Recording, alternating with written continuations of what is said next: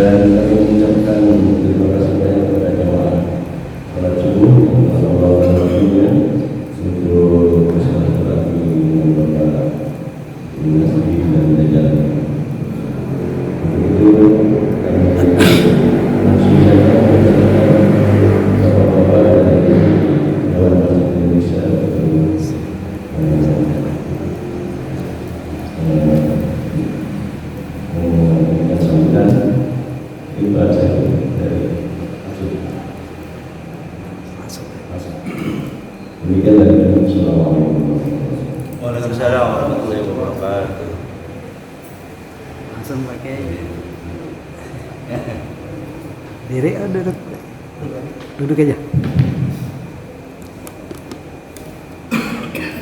Bismillahirrahmanirrahim. Assalamualaikum warahmatullahi wabarakatuh. Waalaikumsalam warahmatullahi wabarakatuh. Alhamdulillah rabbil alamin.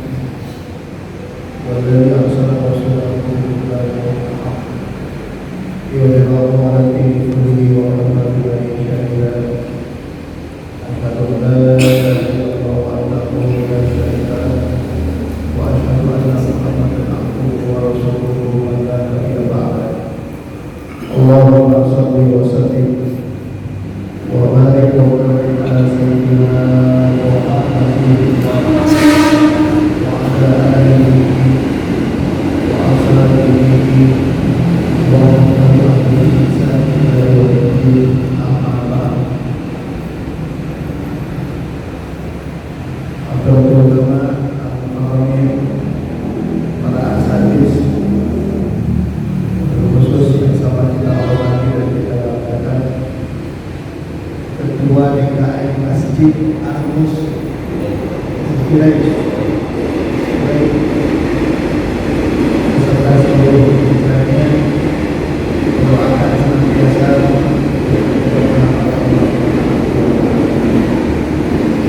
selamat para tokoh masyarakat, tokoh agama serta para santri yang saya cintai, Wakil Ketua Dewan Masjid Indonesia Bapak Kiai Haji Ahmad Saifuddin, yang saya hormati Sekretaris Dewan Masjid Indonesia Kota Depok Abu Mahal Ustaz Anwar Hadi, bapak-bapak dan ibu-ibu sekalian yang dirahmati Allah Subhanahu wa taala. Ini kok ngomong kedengeran, saya ngomong. Kedengeran ya? Enggak ngomong kedengeran enggak? Enggak ya. Karena kalah dengan ada kereta, ada mobil, samping. Kita bersyukur pada Allah Subhanahu wa taala bahwa pada subuh kali ini kita dipertemukan oleh Allah dan satu tempat yang sangat dimuliakan oleh Allah Subhanahu wa taala. Baitul Buyutillah, sebuah karunia yang sangat luar biasa Allah berikan kepada kita. Karena sampai saat ini kita masih disehatkan oleh Allah, masih dipelihara oleh Allah, masih dijaga oleh Allah Subhanahu wa taala, bahkan masih diberikan panjang umur oleh Allah Subhanahu wa taala. Berapa banyak saudara-saudara kita yang saat ini sudah tidak lagi bersama dengan kita. Bahkan saya dengar ulama-ulama kita sepanjang Pulau Jawa, Kalimantan dan Sumatera banyak yang meninggal, banyak yang diwafatkan oleh Allah Subhanahu wa taala. Ulamanya mulai dicabut satu-satu. Makanya alhamdulillah saya bersyukur pada Allah di sini ada lembaga takfir,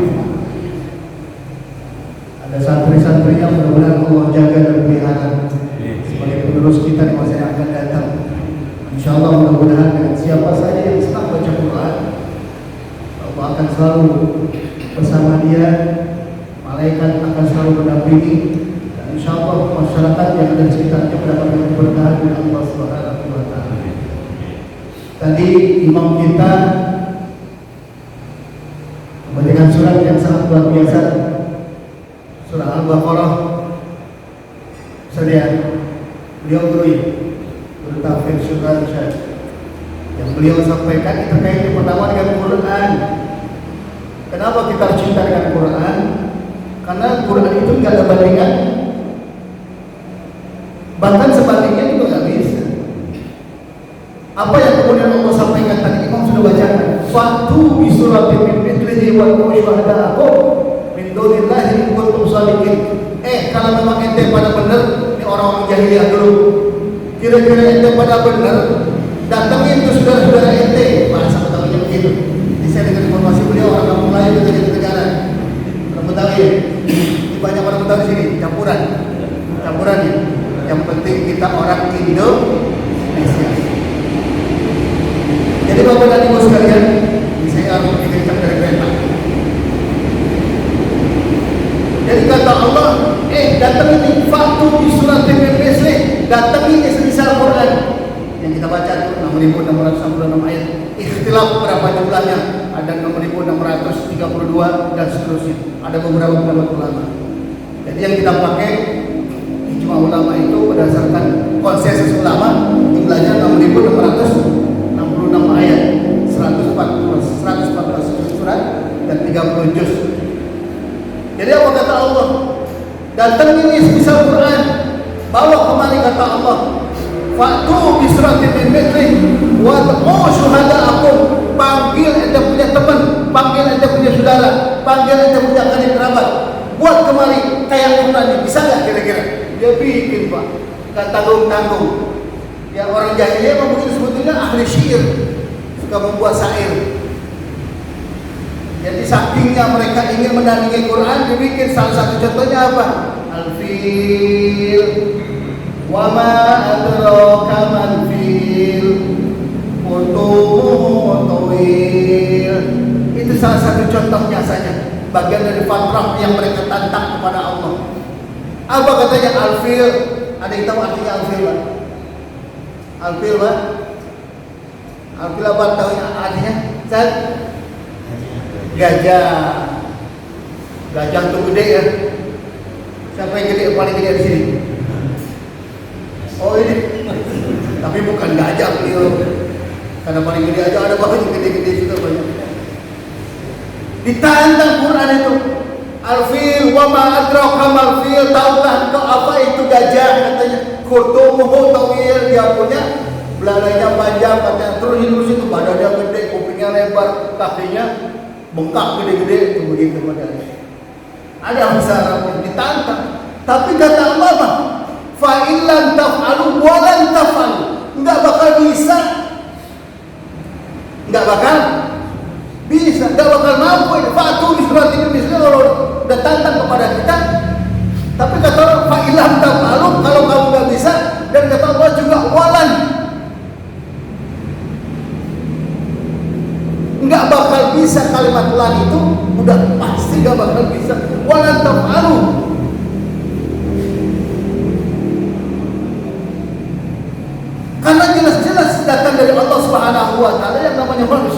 cukup, nggak bisa. Makanya wajib kita cinta kepada Quran karena memang gak ada tandingannya. Ayo, kitab mana yang kira-kira sampai hari ini bisa menandingi Quran? Yang lain sudah dirubah semua. Quran, makanya kita alhamdulillah kita lihat anak-anak kita pada hafal Quran. Ada yang sudah hafal 1 juz, banyak 2 juz, 20 juz ada, 28, alhamdulillah. Ini rata-rata kalau yang sebelah depan ini juz mangga ini. Juz durian. Kita bersyukur karena kenapa? Masih ada yang jagain, betul? Ini masih ada yang jagain kita. Kalau udah ada yang jagain, udah nggak ada yang jagain, nggak ada patok kayak begini, Allah gampang. Apa kata Allah dalam Al-Quran? Dulu itu nggak ada musibah karena memang masih ada Nabi Muhammad. Wa ma kana Allahu yu'adzibahum wa anta fihim wa ma kana Allahu mu'adzibahum wa hum yastaghfirun. Sampai hari ini kenapa musibah kita nggak kenal sini? Masih ada yang hafal Quran, masih ada yang malam bangun tahajud, istighfar kepada Allah, baca Quran tengah malam, meneteskan air mata, minta tolong kepada Allah, berserah diri kepada Allah, tawakal kepada Allah Subhanahu wa taala, karena semua urusan kita bergantung kepada Allah. Dan itu harus diyakinkan betul. Enggak ada kita orang siapa di antara kita yang paling sakti, paling mampu, paling kaya, paling pintar, paling gagah. Enggak ada yang paling itu enggak ada. Yang ada cuma Allah. Mari kita gantungkan, kita tawakulkan diri kita kepada Allah karena semua urusan ada di tangan Allah.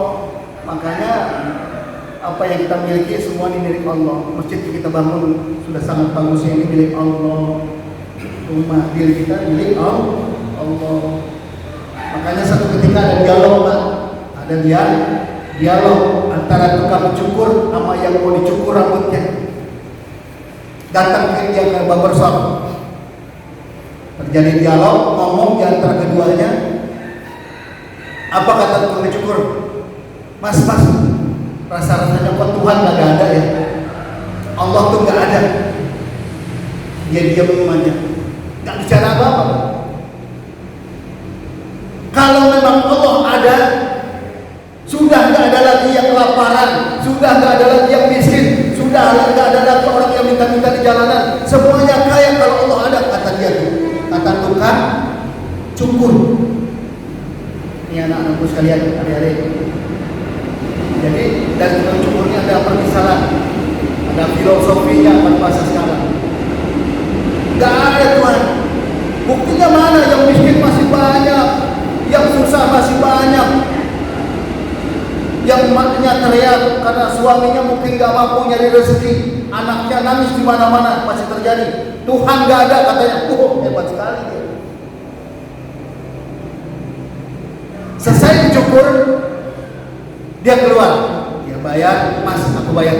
Ya, wes. Sekarang dia keluar dari barbershopnya. Sampai di luar dia ketemu dengan orang gila. Sekarang kan lagi ramai orang gila ya. Ini kita jagain imam kita, Pak Ketua DKM. Jangan sampai sini ada orang gila. Nggak ada. Nah besok kira-kira kalau ada yang datang aku gila itu, datang aku gila terus mau ngancam imam, mau ngancam Ketua DKM, ya kita harus siap-siap. Ya, siap nggak Pak?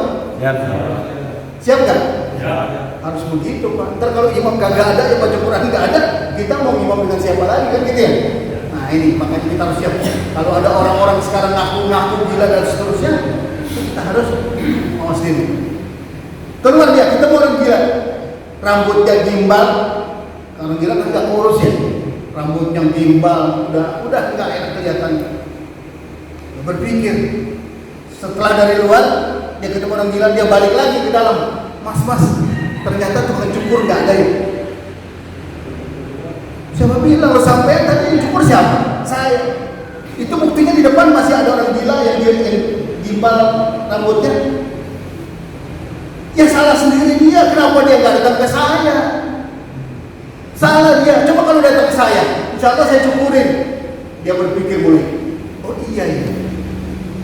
Kenapa orang masih banyak miskin, susah, kelaparan dan seterusnya? Dia nggak cari Tuhannya, betul? Dia nggak cari siapa yang ciptakan dia. Coba kalau dicari, dideketin, dia zikir, bangun tahajud tiap malam, kemudian dia duha, pagi, sholat nggak ditinggalin, terus dia muqarabah ila Allah, dia deketin Allah, dia cintai Allah, dia kejar Allah, dia rindukan Allah, senantiasa dia bersama dengan Allah. Kira-kira kalau Allah udah dekat, apa yang kita minta dikasih kan?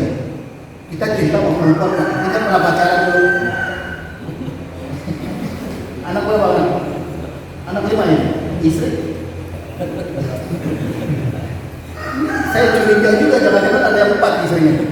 Gak apa-apa, halal. Boleh gak? Boleh, gak apa-apa. Cuma saya doang yang berkebagian.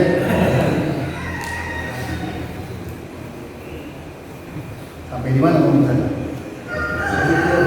Hah? Tukang syukur ya, masih tukang syukur. Allah. Jadi ternyata apa yang terjadi? Karena dia tidak cari Allah, dia tidak kejar Allah, dia tidak rindukan Allah, dia tidak sebutkan Allah, senantiasa jauh dari Allah. Bagaimana Allah mengasihi? Betul. Coba kalau dekat kepada Allah, Allah akan selalu bermisi pada diri dia. Jangankan surga nanti di akhirat, Allah sudah sampaikan dalam Al-Quran apa? Innalladzina qalu rabbuna Allah tsumma istaqamu tatanazzalu 'alaihimul malaikatu alla takhafu wa la tahzanu wa abshiru bil jannati allati kuntum tu'adun. Ditafsirkan oleh para ulama, siapa saja orang yang senantiasa zikrullah, nyebut nama Allah, innalladzina qalu, sesungguhnya orang, kalau kan bukan berapa Pak, kalau biasanya disebut berapa Pak, kalau rokok dulu gitu. Kalau jadi dalam bahasa Arab itu qala buat satu orang fi'il madin. Tapi kalau qalu ada wawul jam'i fi'il madin nyampur dengan waw jam'i, artinya mereka semua berkata, innalladzina, siapa saja orang-orang yang terus menyebut nama Allah, innalladzina qalu rabbuna Allah, Tuhan kami adalah Allah, la ilaha illallah, Allah sudah tidak ada lagi. Semastaqamu karena ada wawu jami, ikutin dia, jadi ataf kepada yang sebelumnya. Semastaqamu, kemudian dia istiqamah di jalan Allah, selalu menyebut Allah.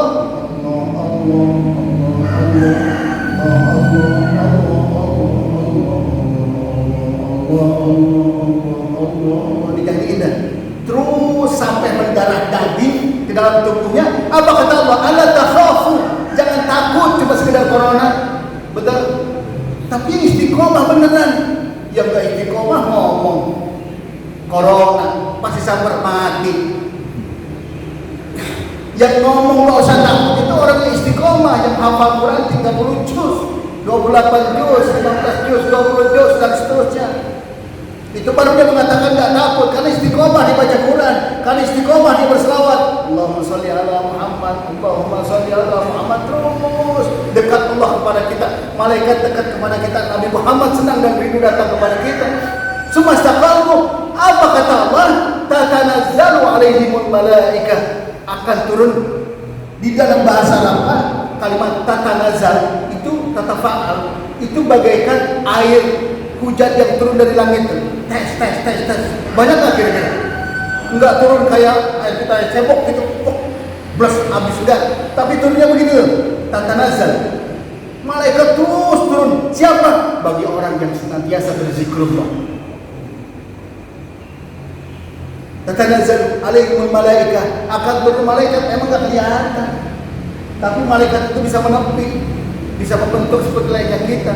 Dalam satu riwayat, yang namanya malaikat Jibril kalau udah melepaskan sayapnya sebelah kanan, dunia wa fiha itu gede gak kira-kira?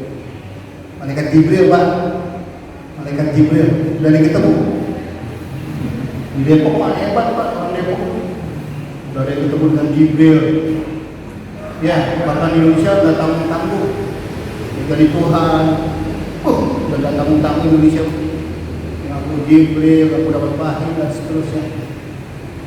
Tapi ngomong-ngomong pengen ketemu malaikat Pak, ini pada menang aja pengen dikirim sih. Udah dunia banyak dikirim Pak, ikuti jalanin aja. Usaha kita gitu ya. Ada yang pengen ketemu malaikat Pak? Malaikat mana dulu katanya gitu. Emang ternyata nama itu punya pengaruh Pak. Kapan waktu saya jalan-jalan ke apa namanya, jalan-jalan ke Mampang, tahu Mampang, bukan Mampang sini Pak, Mampang Muncit. Satu ketika di satu lorong itu ada taman kanak-kanak. Sekarang mau gede anaknya, anak aslinya dari Papua. Biasanya kalau di taman kanak-kanak itu kan ada bulat-bulatan kayak bunga gitu ya, kayak kelompok gitu, yang bisa gantung-gantungan dan dia naik dari bawah ke atas. Dari atas kedengaran sama emaknya yang ada di situ, para rame-rame, pok jatuh karena pada dia gede, pok jatuh ke bawah. Ketika jatuh ke bawah tak apa-apa nih anak. Saya pikir karena dia anak orang Irian orang Papua kali gitu ya, pada dia gede-gede rambutnya jipang, luar biasa. Dari jauh emaknya teriak, nah Jibril namanya Pak, luar biasa. Pantesan anak namanya Jibril berpengaruh, ternyata jatuhnya tak apa-apa. Ternyata nama punya pengaruh sangat luar biasa. Ya. Jamaah yang dimuliakan Allah Subhanahu wa Ta'ala. Dalam kondisi seperti ini, apa yang Allah sampaikan, alla takhafu wa la tahzanu. Nah, itu Pak.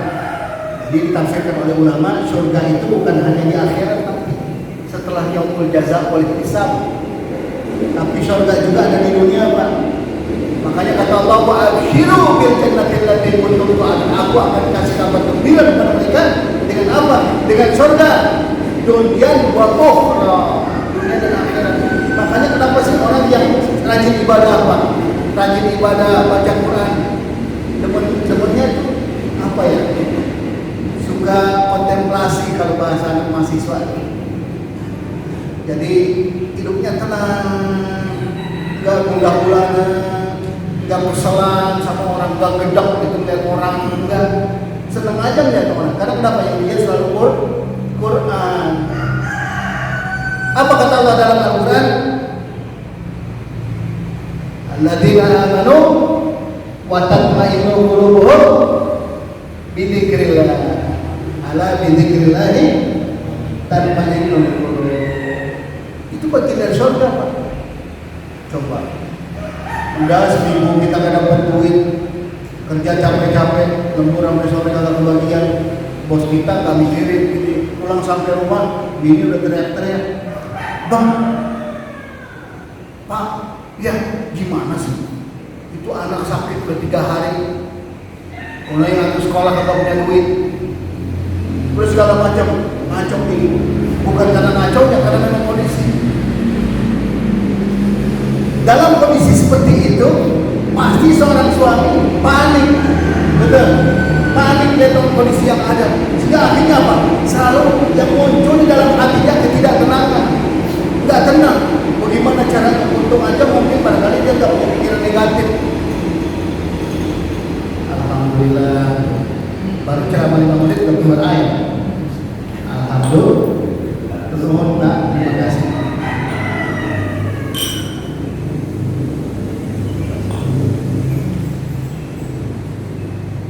Wa abshiru bil jannati allati kuntum tu'adun. Ini merupakan janjinya Allah. Siapa saja yang dekat kepada Allah, selalu mengingat Allah, zikrullah, selalu dibacakan untuk Allah, karena semuanya lillah. Sebagaimana ketika kita melaksanakan ibadah salat, doa iftitah masih pada hafal Pak?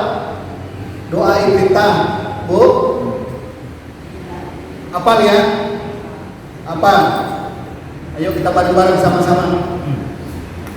Sama-sama. Coba kita baca dari Allahu Akbar. Allahu Akbar kabira walhamdulillahi katsira. Terus. Terus. Wajhiyal ladzi fatara. Ada yang kaum muslimah dia keras. Terus.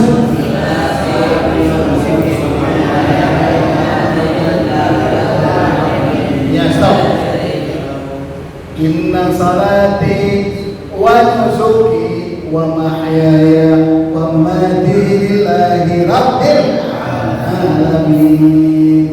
Kita sudah berbaiat kepada Allah dengan syahadat kita, asyhadu an la ilaha illallah wa asyhadu anna Muhammadar Rasulullah. Makanya Bapak dan Ibu sekalian, setelah kita berbaiat kepada Allah, semua yang kita lakukan harus ditujukan kepada Allah. Bukan Allah minta kerjaan kita, kita salat buat Allah, memang iya. Tapi bagaimana yang kemudian Allah jadikan kepada kita ketika kita sudah berikrar, inna salati wa nusuki wa mahyaya wa mamati lillahi rabbil alamin. Sesungguhnya salatku, inna salati wa nusuki, ibadahku, wa mahyaya, hidupku, wa mamati lillah. Bukan berarti kemudian kerjaan kita semua buat Allah, enggak. Ada sebuah perumpamaan yang sangat luar biasa Allah sampaikan. Wa may yashkur fa innama yashkuru li nafsi. Siapa saja yang bersyukur kepada Allah, maka sesungguhnya syukurnya itu kembali kepada dirinya sendiri. Siapa saja yang baca Quran itu akan balik buat dirinya sendiri. Siapa saja yang dia sujud kepada Allah, sujudnya akan kembali buat dirinya sendiri. Siapa saja yang berpuasa di bulan suci Ramadan atau Senin dan Kamis, puasanya akan kembali kepada dirinya sendiri, bukan untuk Allah. Makanya betapa bahagianya ulama-ulama yang meninggal ketika mereka sudah mempersiapkan diri untuk Allah. Ini enak Pak, kalau anak-anak muda awal begini, jaminan Pak. Kadang-kadang masuk alam kubur, sebuah peristiwa yang sangat luar biasa. Siapa yang gak kenal Umar bin Khattab? Kenapa? Preman paling preman. Jangankan kepada manusia takut, iblis, setan takut Pak. Jalan di gang gitu. Dilihat di depan ada Umar bin Khattab. Itu iblis nggak mau, setan nggak mau dia. Dia beralih, dia akan masuk ikutin lewat gang itu, saking takut,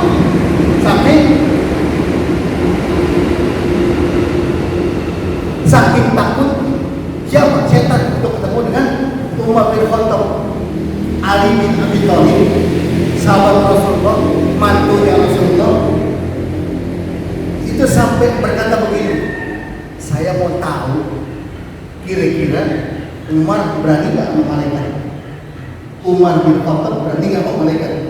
Kalau iblis aja takut, kalau setan aja takut, nggak mau berjeblukan dengan Umar bin Khattab, kira-kira Umar berani gak sama malaikat? Saya akan tunggu, kata Ali bin Abi Thalib. Kapan? Saat dia meninggal dunia, saat dia wafat. Datang waktunya kepada Umar bin Khattab, tinggal dia set masuk ke dalam alam kubur. Yang lain pada pulang, Ali nungguin di pusaranya, di atas kuburannya.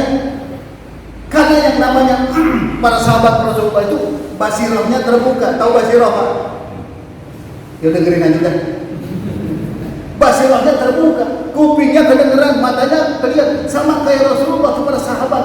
Karena Rasulullah kalau udah lewat makam selalu bilang kepada sahabatnya, berhenti sebentar, yuk kita ambil pelepah, kurma, taruh di bawahnya, kemudian beliau membacakan Fatihah sampai ke bawah. Asbab itu menjadi syafaat bagi orang-orang yang sudah meninggal dunia.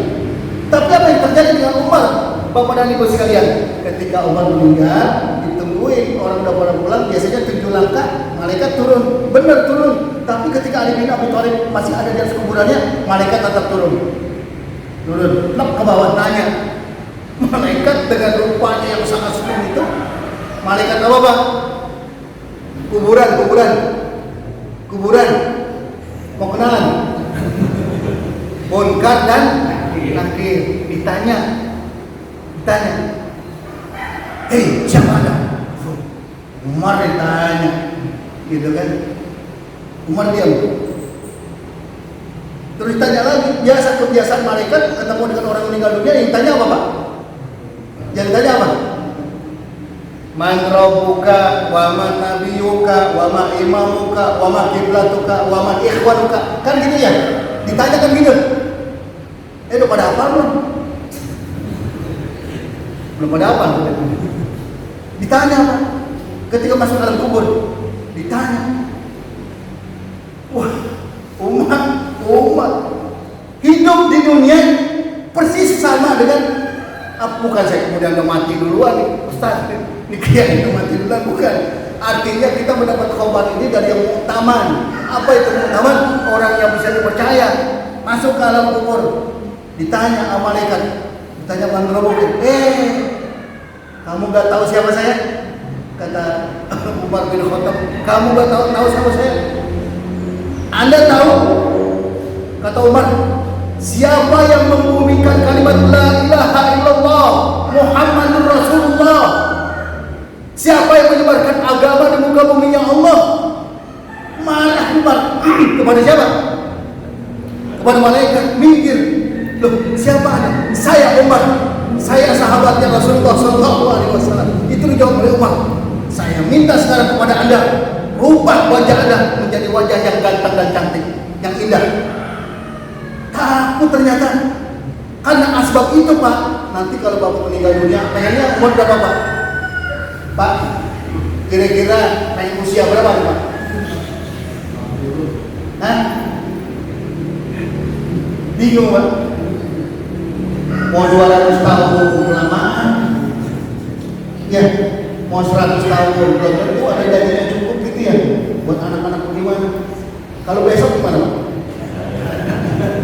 Oh jangan juga jangan, masih pengen panjang umur gitu ya Pak. Pengen usia berapa Pak? Berapa? Berapa? 80? Sedang ya? Ntar saya sampai malaikat 80. Iya. Tanda malaikat udah datang tuh udah ngasih kabar. Maaf kalau orang Arab senang sekali kalau dia udah putih Pak, udah meninggalkan dunia hitam. Ya, kalau dulu rambutnya jenggotnya masih hitam ya, sekarang udah tinggalkan hitam dan dia putih. Nah, saya kembalikan lagi kepada Umar, Bapak dan Ibu sekalian. Mulai sekarang saya minta kepada Anda, jangankan orang-orang mukmin nanti, khusus mereka yang ada di jidatnya Allah Pak, kita nih yang sering ibadah, salat, wudu, nanti akan tertanam tentu di sini kalimat lafzul jalalah di sini Pak, di jidat kita, atau enggak digantung ada tulisan Allah. Kalau udah ada tulisan Allah, terus lewat, aneh nggak pakai nanya lagi. Itu asbabnya Umar. Nanti kalau kita meninggal dunia, orang-orang yang ahli ibadah kayak kita ini, kalau dia Quran itu udah nggak pakai tanya keras-keras, wajah yang kita temui juga nanti yang indah-indah Pak. Malaikatnya ganteng-ganteng, cakep-cakep. Enggak kayak saat di mana Umar ketemu, ditantang sama Umar, takut. Ente tahu siapa yang membumikan la ilaha illallah di muka bumi? Saya dengan Nabi Muhammad. Oh gitu ya. Semenjak itu mundur malaikat munkar dan nakir yang kemudian merubah sesuai dengan permintaan Umar. Nanti kalau orang yang soleh-soleh kayak begini, itu ada bisa jadi nanti ketika masuk alam kubur gak pakai tanya lagi, yang dilihat sinar Quran. Karena kenapa? Ada dua syafaat. Syafaat yang pertama akan diberikan kepada orang siapa saja yang selalu berselawat kepada Rasulullah. Kemudian syafaat yang kedua akan datang bagi siapa yang senantiasa membaca Al-Quran. Ya, jadi hafal tetap hafal, tapi harus sering ditaklim, diulangi karena Allah senang itu. Jadi bukan karena faktor hafalnya. Jadi kata Rasulullah, iqra'ul Quran, bukan ihfazul Quran, tapi iqra'ul Quran fa innahu ya'ti yaumal qiyamati syafi'an li ashabi. Baca Quran, baca Quran nanti akan datang yaumul qiyamah sebagai syafaat yang akan menolong siapa saja yang selalu baca Al-Quran. Makanya mumpung di dunia Pak, sempat-sempatin sekali baca ayat. Sebelum berangkat kerja baca dulu Quran. Ya, sebelum ngurus anak nanti barangkali kita baca dulu Quran. Sekalipun cuma 2 ayat.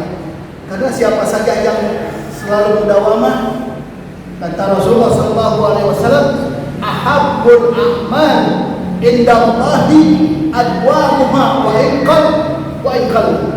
Yang Allah demen itu adalah orang yang selalu melakukan sesuatu dalam bentuk ibadah, sekalipun kecil, sekalipun sedikit, tapi dia istiqomah. Itu yang Allah demen.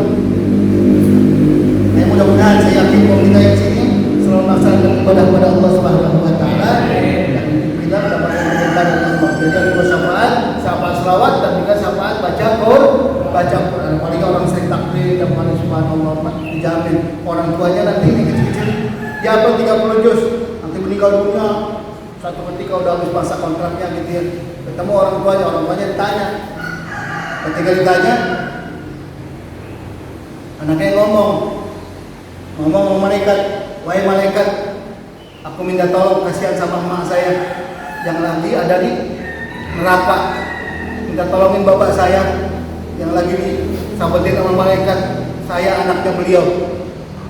Saya dulu waktu kecil sampai dewasa diajarkan oleh orang tua saya untuk apa? Menghafalkan Al-Quran. Karena bapaknya sibuk kerja, bapaknya sibuk tak ketulungan, yang udah kepikiran anaknya disuruh hafal Quran. Karena asbabnya anak suka baca Quran, karena asbabnya anak hafal Quran, nanti malaikat itu akan menyematkan mahkota. Allah akan memberikan mahkota yang tadinya emaknya udah masuk neraka, bapaknya udah masuk neraka, diangkat masuk surga oleh karena sebab dia hafal Al-Quran. Ini ngomong-ngomong anaknya sekolah di mana, Pak? Di sini sering diem. Ini panitia belum ngeluarin kue, ya sih. Ya, saya bukan promosi pesantren, Pak. Karena kebetulan saya sekitar 7 tahun menetap di pesantren. Tahu ngapain dah? Saya di pesantren dulu, ya lama. Jarang ketemu orang tua, jarang ketemu keluarga. Karena memang ternyata selidik punya selidik, orang tua saya tuh pengen punya cita anak-anak itu bukan jadi pejabat, Pak, bukan. Sekalipun hari ini juga saya seorang pejabat, masyarakat itu maksudnya. Dia selalu beringat, ya Allah jadikan anak saya anak yang soleh. Kalau boleh ya Allah, aku minta kepadamu ya Allah, jadi warasatul anbiya, jadi pewaris para nabi. Paling tidak jadi dai ilallah, menyampaikan dakwah kepada umat. Ternyata saya rasain, saya diam aja juga, alhamdulillah Pak. Saya bisa mendekati umat dengan dakwah. Saya bisa kemana-mana dengan sebab dakwah. Saya ke Sumatera, saya ke Kalimantan, saya ke Sulawesi, bahkan di Pulau Jawa sampai ke Nusa Tenggara, ke Bali dan seterusnya. Karena asbab doa orang tua saya. Makanya hari ini saya sengaja pengen silaturahmi dengan Dewan Masjid Indonesia bersama dengan Isyafuddin Ustaz Endang, kemudian Ustaz Firmansyah selaku sekretaris DMI Pancoran MNI ya. Alhamdulillah beliau rajin juga datang. Saya bilang, wakafkan diri kalian untuk masjid. Ketika saya iklaran begitu mereka setuju. Wakafkan diri kalian untuk masjid. Enggak pernah ada cerita orang yang ngurus masjid itu sengsara hidupnya sampai akhir kagak. Sedikit saja dia membersihkan masjid, dia lihat kondisi masjid, apa yang kurang dan seterusnya dia bantu dengan kesadaran sendiri. Nggak perlu pakai suruh orang. Orang rata-rata kalau disuruh kan gendeknya muncul, Pak.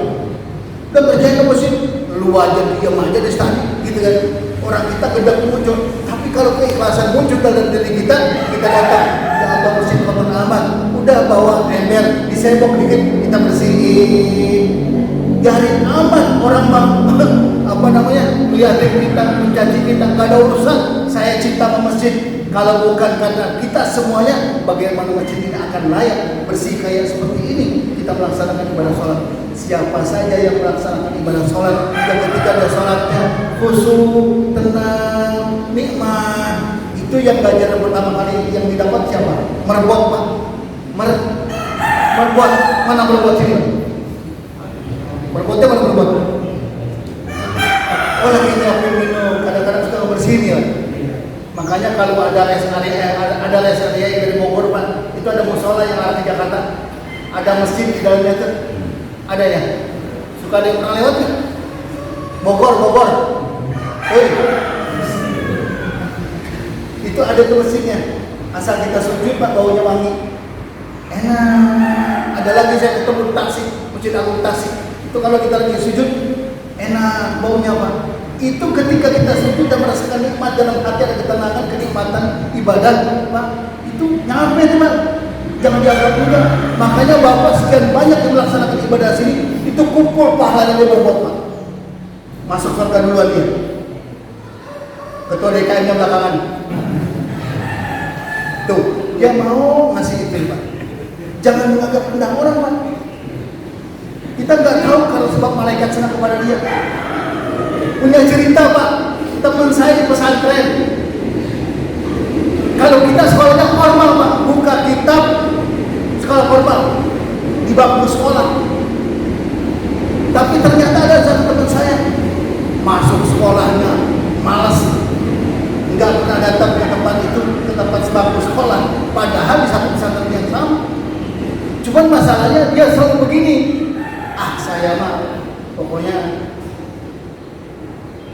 ingin ngabdi buat kiai aja, buat guru saya. Jadi setiap kali gurunya mau ngajar, kiainya mau ngajar, dia datang duluan tuh. Dia udah bersih-bersih dari yang subuh, udah mandi, dia sarapan dikit, kemudian dikejar. Ngapain, Pak? Bawain kitab. Sebelum dia keluar dari rumahnya, dia bersihkan sepatunya. Terus begitu setiap hari. Kata gurunya, kata kiainya, saya bingung sama di santri satu.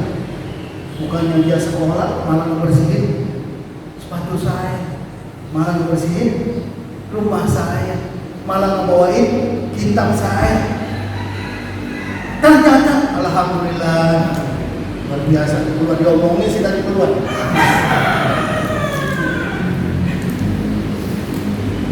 Ternyata alhamdulillah, Pak.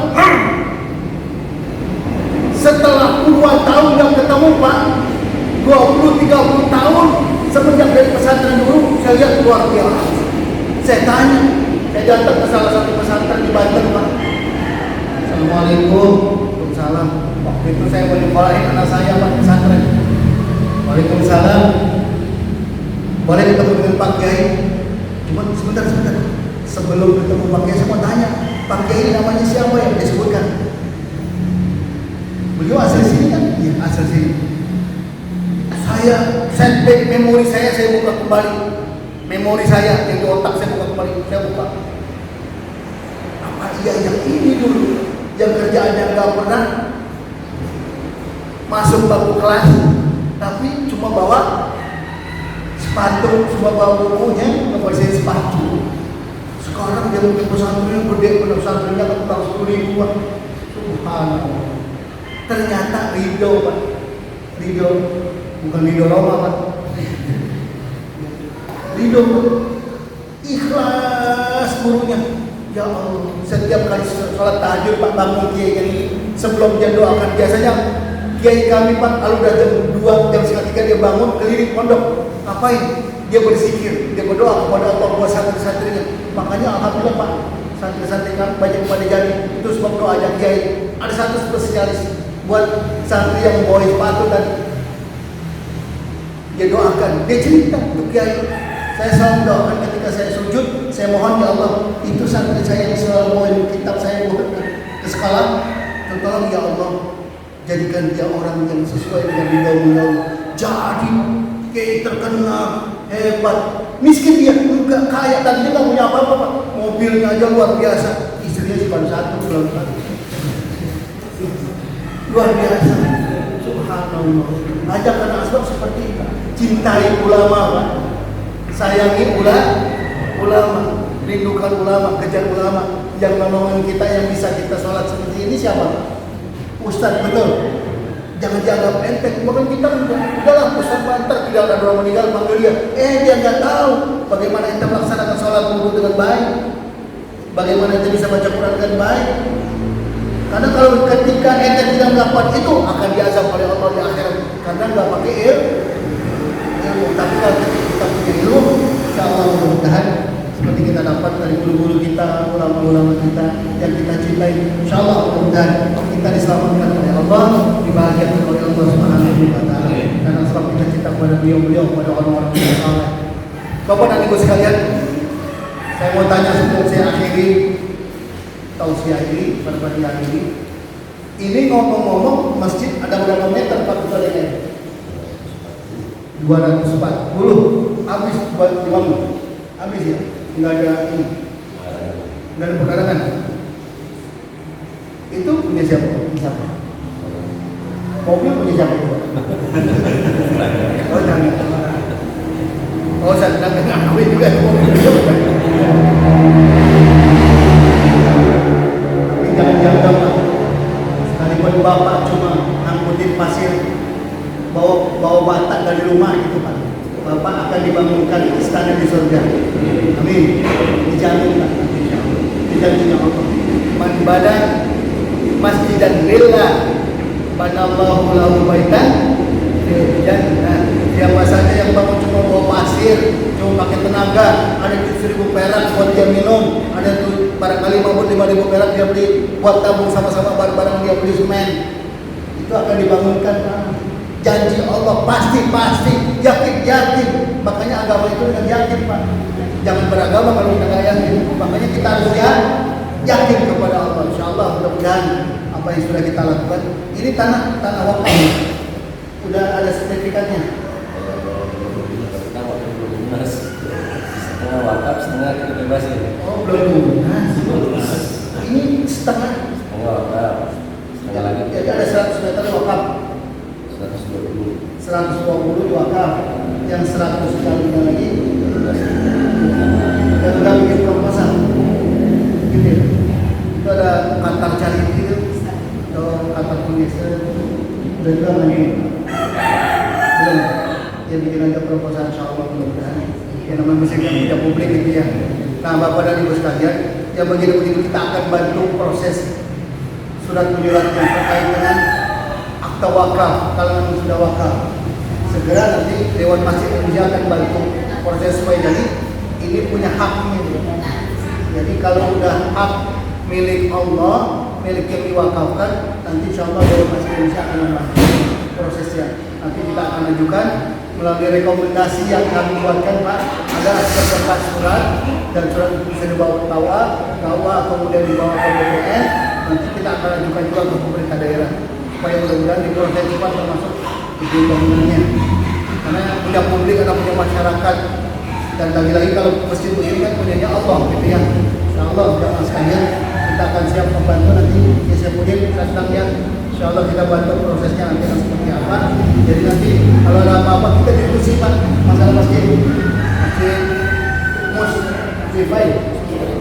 Mirai.